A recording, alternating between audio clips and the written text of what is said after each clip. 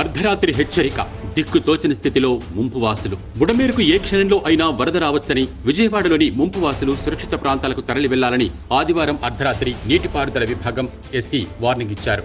దీంతో మళ్లీ కష్టాలు మొదలయ్యాయి. బుడమేరు పరివాహక ప్రాంతంలో నిరంతరాయంగా వానలు పడుతున్నాయని, అలాగే భారీ వర్షాలు కురుస్తాయనే వాతావరణ శాఖ హెచ్చరికల నేపథ్యంలో ఎప్పుడైనా బుడమేరుకు వరదలు రావచ్చుననేది ఎస్సీ వార్నింగ్ సారాంశం. కావున లోతట్టులో ఉండే ప్రాంతాలు ముంపునకు గురయ్యే ప్రమాదం ఉందని వెంటనే ప్రజల్ని అప్రమత్తం చేయడంతో పాటు సురక్షిత ప్రాంతాలకు తరలించాలని నీటిపారుదల విభాగం ఎస్సీ అధికారులను హెచ్చరించారు. ఈ వార్నింగ్ అర్ధరాత్రి రావడంతో విజయవాడ ముంపు వాసులు భయాందోళనకు గురయ్యారు. వరద మిగిల్చిన చేదు అనుభవాలు, మనసుకు చేసిన గాయాలు మానకుండానే మళ్లీ ప్రమాదం ఉందనడంతో ఏం చేయాలో వాళ్లకు దిక్కు తోచడం లేదు. ఈ వరద తమను ఎప్పుడు వదిలిపెట్టిపోతుందో తెలియని పరిస్థితిలో లోతట్టు ప్రాంతాల వాసులున్నారు. అర్ధరాత్రి వేళ అధికారుల హెచ్చరికల నేపథ్యంలో వేళకాని వేళ ఎక్కడికి పోవాలో తెలియని దైన్య స్థితి వారిది. అంతా తూచ్ అన్న హోంమంత్రి అనితమ్మ విద్యుత్తు పర్మిషన్లకు, మైకులకు ఇంత మొత్తం చెల్లించాలని ఆమె వెల్లడించిన ఆ వివరాల మీద హిందూ సంఘాలు కూడా భగ్గుమన్నాయి. ఇంతలో టీడీపీ కూటమి ప్రభుత్వం కూడా ఏం ఆలోచించిందో ఏమో లేటెస్ట్ గా అనిత మీడియా ముందుకొచ్చి ఆ జీవో పాతదని 2022లో జగన్ ప్రభుత్వం జారీ చేసింది అని చెప్పారు. తమ శాఖ అధికారులు దాన్ని ఇవ్వడంతో చదివేశాను అని చెప్పారు. దీని మీద తమ ప్రభుత్వం కీలక నిర్ణయం తీసుకుందని, ఎటువంటి రుసుము చెల్లించక్కర్లేదని పండగ అయిన మరుసటి నాడు తాపీగా హోంమంత్రి గారు సెలవిచ్చారు. అప్పటికే చలానాలు కట్టి మరీ మండపాలు కట్టుకున్న వారి సంగతి ఏంటో చెప్పలేదు.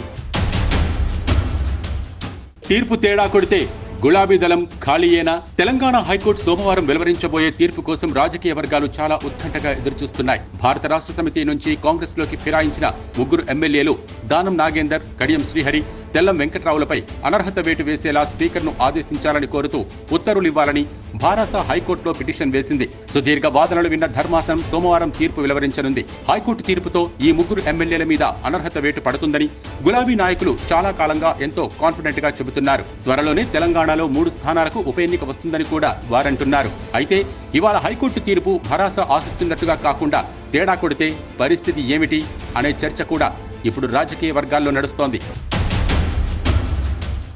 రెడ్ బుక్క, ఎర్రి బుక్క, ఈ ప్రశ్నను వైసీపీ సంధిస్తోంది. సమాధానం చెప్పాల్సింది మంత్రి నారా లోకేష్. అలర్ట్ వచ్చినా అంతమందిని తరలించలేక వదిలేశామని మీ రెవెన్యూ సెక్రటరీ అన్నారు. దీని అర్థం చూస్తే చావని అని విజయవాడ ప్రజలను వదిలేశారా లేదా? వెలగలేరు గేట్లు ఎత్తే ముందు 20 గంటల ముందుగానే అలర్ట్ చేశామని ప్రభుత్వ ఇరిగేషన్ ఇంజనీరు చెప్పాడు. మరి ఎందుకు ప్రజలను శిబిరాలకు తరలించలేదు? ఇంత విపత్తు ఉన్నట్టుగా మాకు అలర్ట్ లేదని సాక్షాత్తు జిల్లా కలెక్టర్ చెబుతున్నారు. ఇది మీ ప్రభుత్వ లోపం కాదా? ఐఎండీ హెచ్చరికల నేపథ్యంలో కృష్ణానదిపై ప్రాజెక్టుల్లో ఫ్లడ్ కుషన్ ఎందుకు పెట్టుకోలేదు? మీ నిర్లక్ష్యం కాదా? ఈ ఘోర వైఫల్యాలను కప్పిపుచ్చుకోవడానికి చంద్రబాబు నాయుడు, నువ్వు, మీ మంత్రులు పబ్లిసిటీ స్టంట్లు మొదలుపెట్టారు. సానుభూతి స్టోరీలు సృష్టిస్తున్నారు. 8 రోజులు గడిచినా ఇప్పటికీ కనీసం ప్రతి ఇంటికి ఆహారం అందించగలిగామని ధైర్యంగా చెప్పలేకపోతున్నారు. ఇది ఖచ్చితంగా చంద్రబాబు సృష్టించిన విపత్తే అని వైసీపీ ఘాటుగా రియాక్ట్ అయింది. పాస్పోర్ట్ సమస్య లేకపోయి ఉంటే ఈ పాటికి జగన్. విజయవాడలో వరద రాజకీయం టర్న్ తీసుకుంది. టీడీపీ, వైసీపీ మధ్య ఓ రేంజ్ లో విమర్శలు చోటు చేసుకుంటున్నాయి. ఈ నేపథ్యంలో మాజీ ముఖ్యమంత్రి వైఎస్ జగన్మోహన్ రెడ్డిపై మంత్రి నారా లోకేష్ తీవ్ర స్థాయిలో మండిపడ్డారు. పాస్పోర్ట్ సమస్య లేకపోయి ఉంటే ఈ పాటికి జగన్ లండన్ వెళ్లిపోయేవారని లోకేష్ ఎద్దేవా చేశారు. ప్రజలు వరదల్లో ఇబ్బందులు పడుతోంటే జగన్ మాత్రం బెంగళూరు ప్యాలెస్ లో రిలాక్స్ అవుతున్నారని దెప్పిపొడిచారు. లండన్ ఎగిరిపోవాల్సిన మీరు బెంగళూరు ప్యాలెస్ లో సేద తీరుతున్నారని వెటకరించారు.